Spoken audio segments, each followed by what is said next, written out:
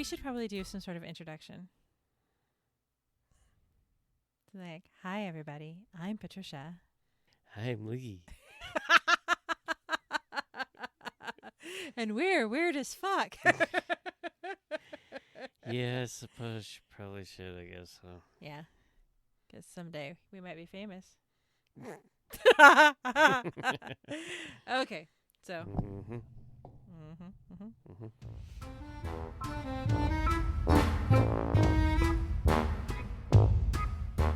Okay. So, do you ever ponder your place in the universe and what our existence means? Not much, no. Do you ever think about who or what may have been responsible in our creation? Sometimes I do think about that. Sometimes I think that we're just planted here like cattle. Or we're put here for aliens to watch at a funny TV show. So we're like the Kardashians of outer space. Mm-hmm. We're probably a good freak show, especially this year.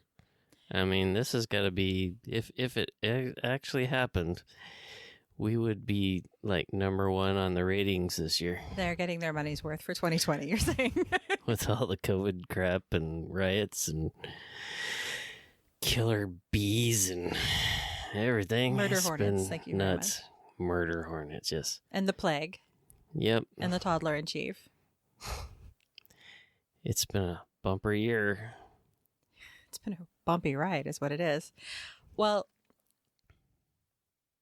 I think most people probably think that. You know, they spend at least part of their lives pondering the universe, life, and everything. Yeah. It's part of the human condition to question who we are, what we are, and what it all means. Well, throughout history, there have been schools of thought that believed that perhaps what we are, what we experience, isn't actually real. Like the Matrix. Exactly. And this isn't a new idea. It's thousands of years old. Only back then they didn't have computers, obviously. Their idea was that perhaps we were part of a dream. That some being somewhere imagined us. Mm-hmm. Does that make sense? Yeah.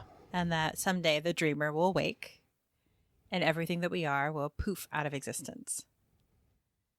Well, that theory has been updated for the 21st century into something called the simulation theory. So what the simulation theory is a theory that was popularized by philosopher Nick Bostrom in 2003. And he posits that either an alien species or perhaps ourselves thousands of years from now, when we've achieved what he refers to as post-human evolution. So we're no longer these fleshy, needy beings that we are right now.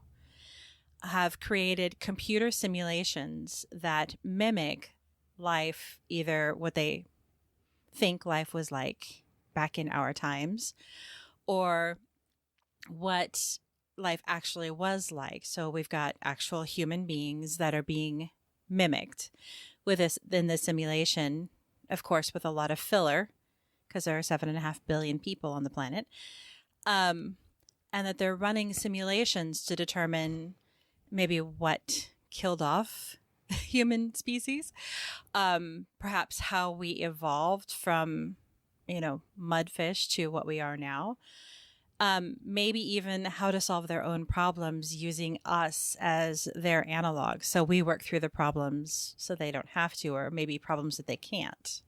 Use us for guinea pigs. Exactly.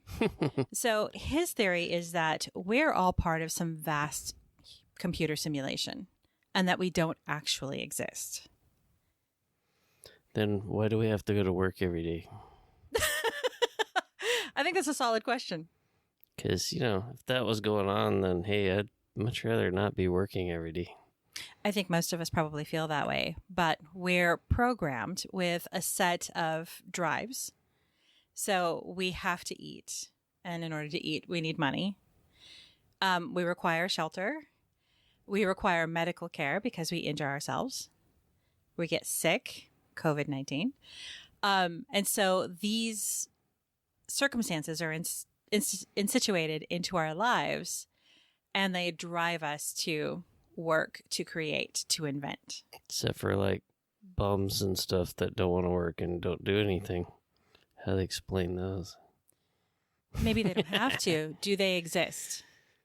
Outside of your own bubble, your own self-consciousness, do you actually know if any of the people you see on the news or in popular media actually exist if somebody doesn't tell you they exist?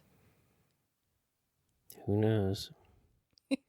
I'm avoiding the news now. Just annoys me and pisses me off. I think a lot of us are. And I don't think that's necessarily a bad thing. I tune in the mornings because I need to know what's going on in the world. But I try not to be obsessive about it because it's hard to watch. Once a week. That's all I can stand. One day a week.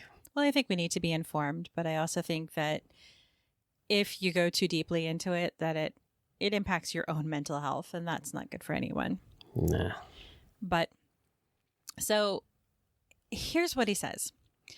Imagine an advanced civilization whose technological capabilities have expanded well beyond what we possess now. In their world, they may find the best way to study civilizations of the past, or human behavior in general, is to run vast simulations filled with people who closely resemble their ancestors, or people who exist in their own time. They could run thousands of such simulations simultaneously, bound only by the bandwidth available to them at any given time. Such a program would allow them to insert a variety of scenarios and see how humans might react to each. In doing so, they could observe the human condition from a safe distance without interfering in a society's development. So essentially, if they have a question that needs to be solved, they could run one of these high-definition simulations, and they'd be bound only by their computing power to do so. And depending upon the simulation they're trying to run, they could limit the computing power necessary. I mean, maybe their simulation involves you and I. I've no idea what would be interesting enough about us to run a computer simulation, but let's just play with this for a minute. Yeah, we're not too exciting. We are the most boring people on the planet, but maybe that's the point. Maybe the point is taking people like us who are really, really very average and putting us into situations where we have to deal with outside influences that are far above and beyond average, which we do every day. How do we cope with that? How do we help each other cope? Maybe that's the purpose of the simulation. Beyond what we interact with every day, they don't really have to render anything else. Because if we're the topic of the simulation, then what's happening in Canada, Mexico, Europe, Asia, Africa, Australia, we only know about that because somebody tells us. We can't see it, so they don't have to render it. Does that make sense? Yeah, till you go on vacation and take a plane ride or something. But still, they only have to render what we experience in that moment. So we're on a plane, they're rendering the plane, but they don't have to render home anymore. They don't have to render our offices anymore. And if you're the simulation, then they don't have to render me when you and I aren't together. They just have to render enough code so that I think I've lived those moments in my day that I tell you about when I get home. This all sounds weird. It is weird, and it gets weirder. So Bostrom also posits that conversely, if you have a programmer who's interested in learning about the human condition, they could render situations like we just discussed. If you have a more sadistic programmer, he might create a world in which the denizens live to serve at his mercy. They're forced to navigate through endless wars, famine, pestilence, and flood, with only the promise of a nebulous reward if they somehow manage to follow the unclear and ever-changing rules that he set forth. Does that sound familiar at all to you? Mm-hmm. Yeah. His argument for the likelihood of this theory rests on 3 points, which he calls a trilemma. One being the fraction of human-level civilizations that reach a post-human stage, that is, one capable of running high-fidelity ancestor simulations, is very close to zero. Or The fraction of post-human civilizations that are interested in running simulations of their evolutionary history or variations thereof is very close to zero.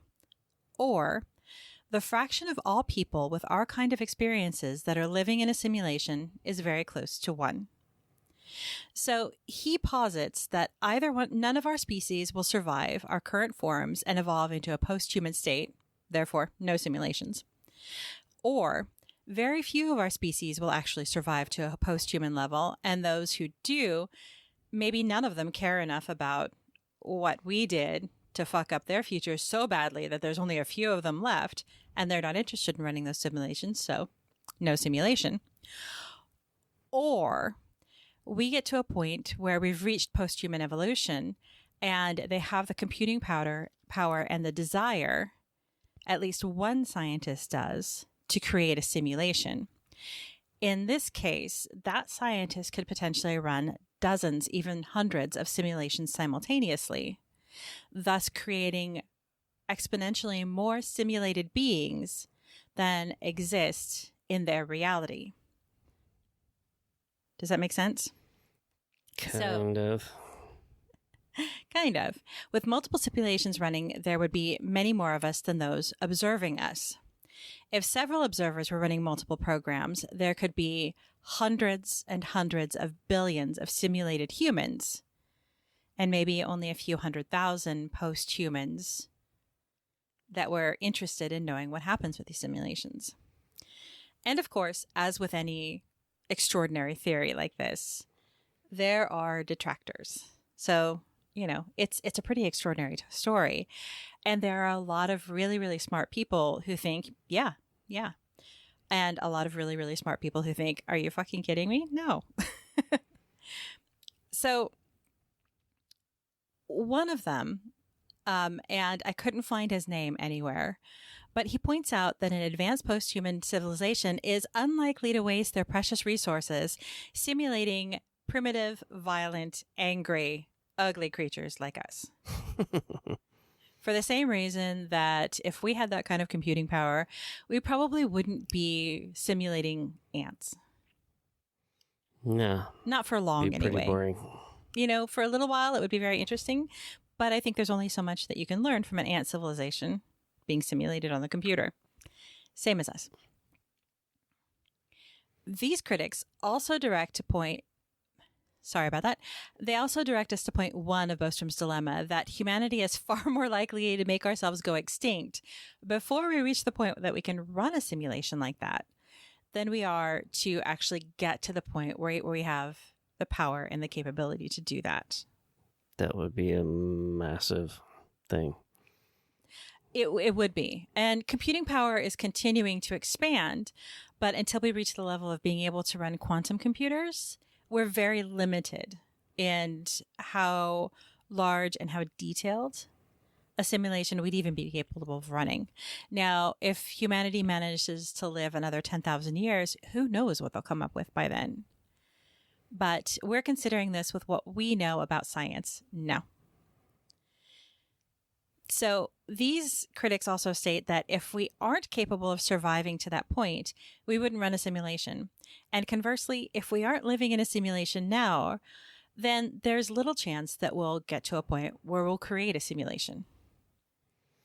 Yeah, but computers go to shit all the time. So if it went out and a whole town just disappeared, I think it would make it on the news. Think about biblical stories where our hard drives have been wiped out more than once. Think about the scientific record where we have several mass extinctions happening throughout what we consider our scientifically known history. That could be examples of the server crashing and the simulation having to reboot. Sodom and Gomorrah were wiped out. Were they wiped out because God smote them, or because God said, that code's fucked, I'm going to get rid of those? Yeah, you'd think there'd be more stuff now if it was running. Well, maybe there is. And when they rewrite the code to eliminate those things, take Atlantis. We rewrote the code, and only one philosopher remembered. The rest of us forgot. And then he wrote the story of Atlantis, and suddenly everyone's obsessed. What happened? There was a whole continent. Where did it go? Maybe they rewrote the code. Maybe.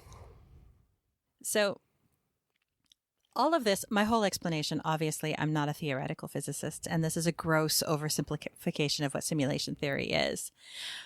But it provides you a basic idea of what Bostrom and other thinkers believe is possible.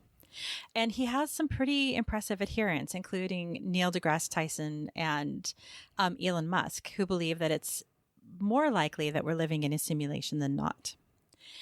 And they have the evidence to bolster his argument. According to an article that I read in the Scientific American, physicists studying the structure of the universe are finding that the further they dig, the more the universe seems to be governed by rigid mathematical rules, just as computer programming is. And while this could simply be because that's how our reality is structured, James Gates, a theoretical physicist from the University of Maryland, questions it. He says, I was driven to error correcting codes. That's what make browsers work. So why were they in the equations I was studying about quarks and electrons in supersymmetry? This brought me to the stark realization that I could no longer say that people like Max are crazy. So he's finding error correcting code in the mathematical equations that are used to describe the physics of the universe, which could just be nature's way of adjusting things so that it remains in balance. Or it could be because a programmer wrote the necessary code to make the universe possible. Neil deGrasse Tyson, pardon me, I listed him as a proponent of the idea. He rebuts the argument with a pretty simple observation that a theoretical physicist, programmers, and mathematicians are saying that this is possible, that this is true. But these people are trained to look for mathematical equations and computer code. And when every problem you have is, when the only tool you have is a hammer, every problem looks like a nail. Yep. Just like when you buy a Volkswagen, suddenly you see Volkswagens everywhere. They're trained to look at code and to look for equations, and now they see them everywhere. And while that's a good point, there are many, many points that counter it, that show us that it's more likely that we live in a computer simulation than not. And these were my favorite. I picked out 10. There are dozens of examples online. The first one is the Mandela effect. Are you familiar with what the Mandela effect is? Nope. The Mandela effect is sort of a glitch in our collective memory. So do you know who Nelson Mandela is? Yes. Okay, he was the president of South Africa. Do you know when he died? Nope. There are tens of thousands of people who believe that Nelson Mandela died in prison in the 1980s. They remember this because they saw the announcement on the news and they saw his state funeral. Well, not a state funeral, but it was a public funeral. Mm-hmm. Nelson Mandela died in 2013 at the age of 95 after serving as president. So he couldn't have died in the 80s because he was still in prison in the 80s. I remember him dying in 2013, but thousands of people don't. They're absolutely certain that he died in the 1980s. That's weird. In addition, there are small things. The book, The Berenstain Bears. The name of the creators. Is it Berenstain AIN or is it EIN? I'm not too worried about it. Well, no, but again, there are thousands of people that remember it one way or the other, which is strange. You'd think a few people would misremember that, but no. Also, a movie by Shaquille O'Neal called Shazam, where he's a genie. Great hit. Was it Shaquille O'Neal? Yeah, I think so. God, no. I don't know. I would never. It wasn't watch Shaquille O'Neal. It was a comic. I can see his face. Sinbad. Sorry. Sinbad. Yeah. That movie never existed. And that look you're giving me right now tells me that you remember that movie as having existed and that it was terrible. Yes, because I saw commercials of it I still see it on Netflix. I bet you don't. Look at Netflix the next time you have a chance. That movie was never made. It doesn't exist. Then why would they have commercials? They don't. That's the Mandela effect. You're remembering something that doesn't exist. And you're not alone. There are thousands of people who remember the very same thing.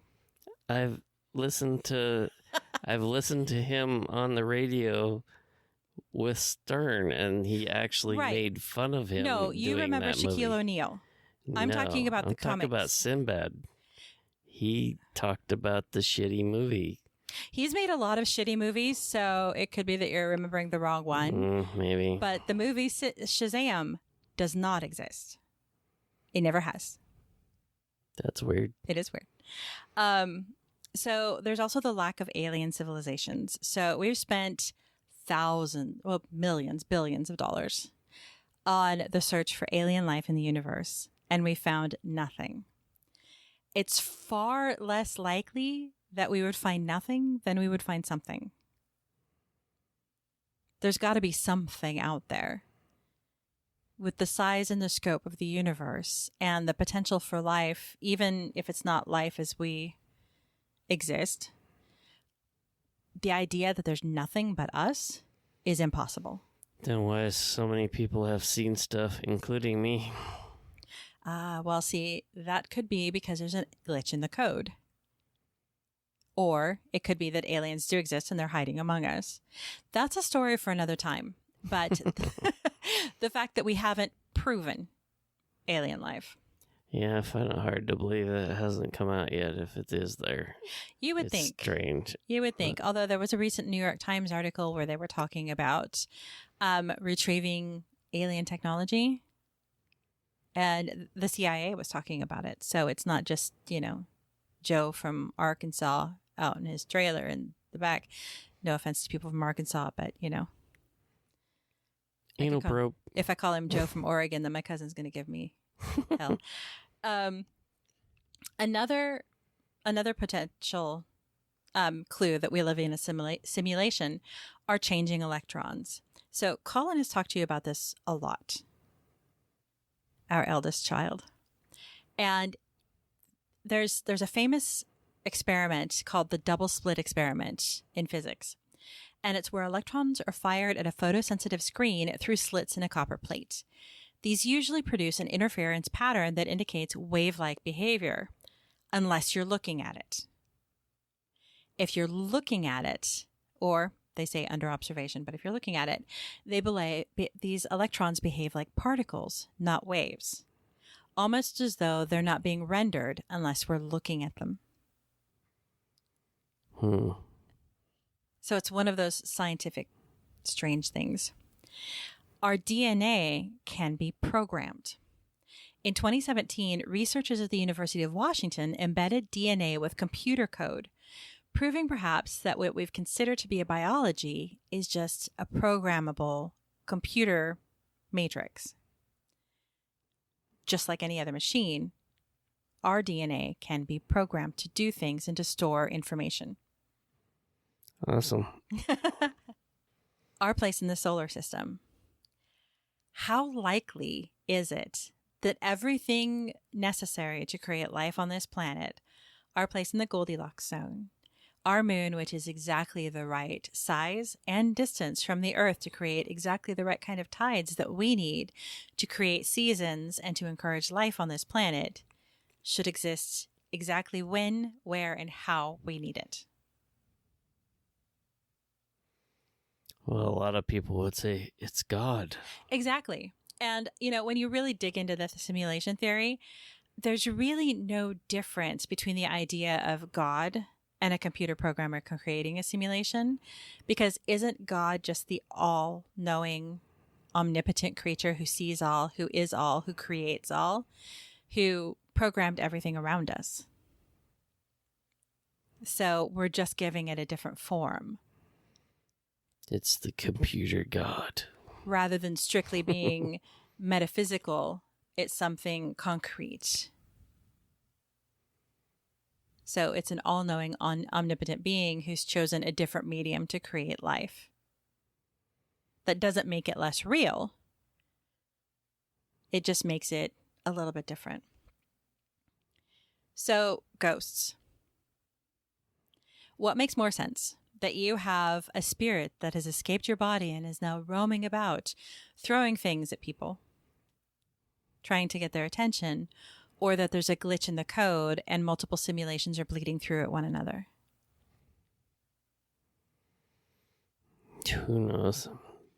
I don't know. I find it hard to believe, but I don't know. Well, it is, and that's what makes it such an interesting theory, is that it really flies in the face of everything that we know, everything that we think we know. But I'm not done yet.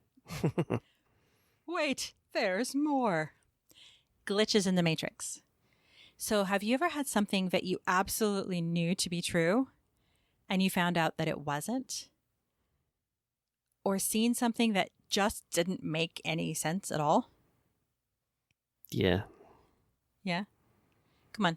Feed me a little bit more conversation. Well, that weird UFO thing I saw where that had that round kind of sort of see-through round thing floating through the air and not going up or down, so it wasn't a balloon.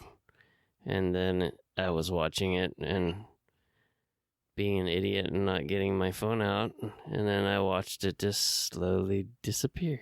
Yeah, I want you to remember that every time you yell at people for, why didn't you film it? Because they were too busy watching it. I thought about that because I was in the middle of eating my lunch in my truck and saw it go right across my face and watched it, and it just disappeared. I had something similar happen to me. I have this vivid memory of playing with my cousins out in front of my aunt and uncle's house. And it was this cute little red and white branch house. And they lived at like the end of a dusty dead end street. And we were just out there playing, being kids. There's nothing remarkable about the memory at all. But it's a vivid memory. It's something, we grew up kind of apart from my cousins, so I didn't have many opportunities to really spend time with them. So it was special. So I remembered it. The problem is it couldn't have happened because that house burned down before I was born. I couldn't have been there playing with my cousins. That's weird. But when I talked to my aunt about it and I described the house, I described it perfectly. So, and I've talked to dozens of people who've had weird things, and most of the time you can kind of chalk it up to being, maybe I was tired, maybe I missaw something, maybe I misremembered something, but people have caught these things on film too. On the deja vu stuff, all that crap. Exactly. So those have been come to be called glitches in the Matrix because of the movie The Matrix. Obviously, we all love Keanu Reeves, and Keanu. Okay. Not sure what that was. But some people theorize that that's an issue with the code, or that you're seeing through the code. Yeah, I'd be more interested in watching the videos, but you didn't want me to see any of them because you don't talk about anything with me, so it's a surprise. I know. I wanted you to be surprised by this story. So the next example would be megaliths, like Stonehenge and Pumapunku and the pyramids of Egypt. And I know that modern science gives us some explanations for how these massive structures came to be. But for the most part, they really don't make a lot of sense. The idea that the pyramids were built by slaves and that slaves could work with such precision so quickly,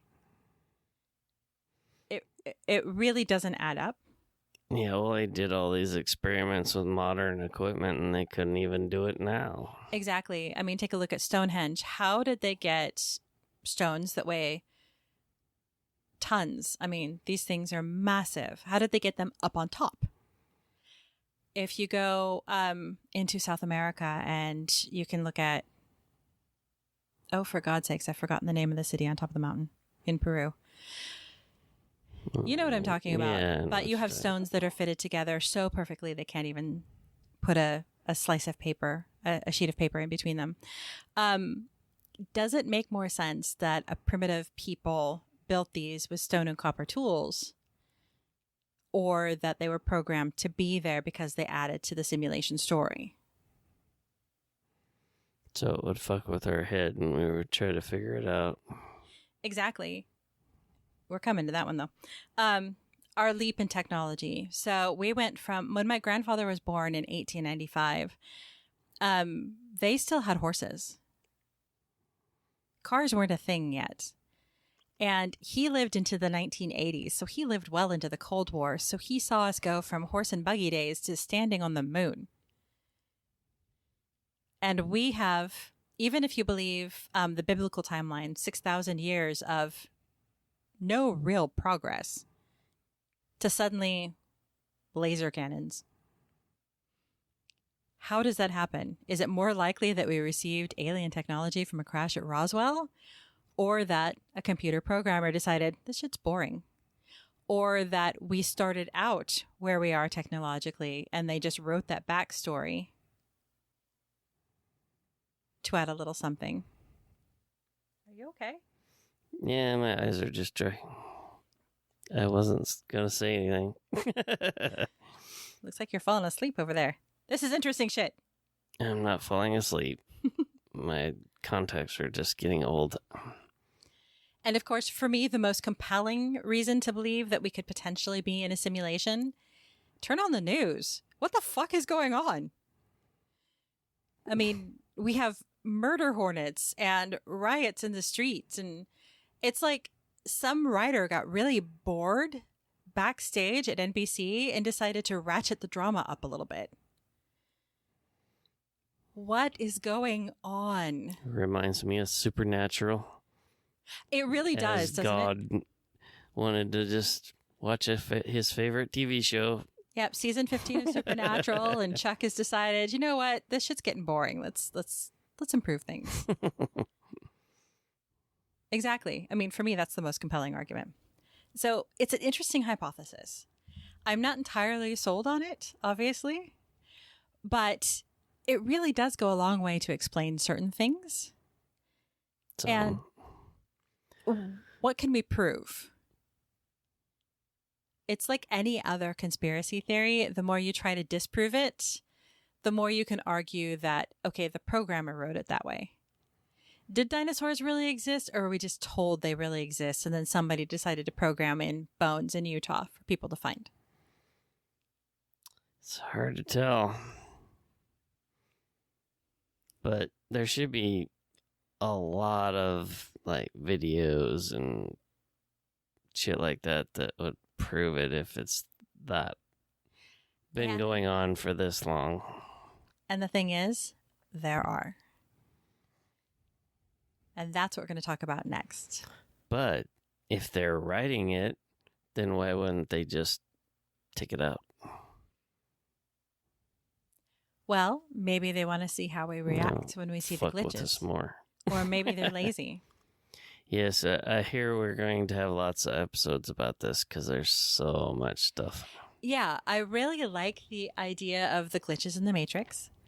I've seen a few myself. And for me, it's absolutely fascinating when you see something that's just wrong, that's absolutely strange and wrong, and you really have no explanation for it other than somebody messed up on the code. Those fascinate me. Well, I'm sure we'll find out more. You ready to hear about some glitches in the Matrix? Sure.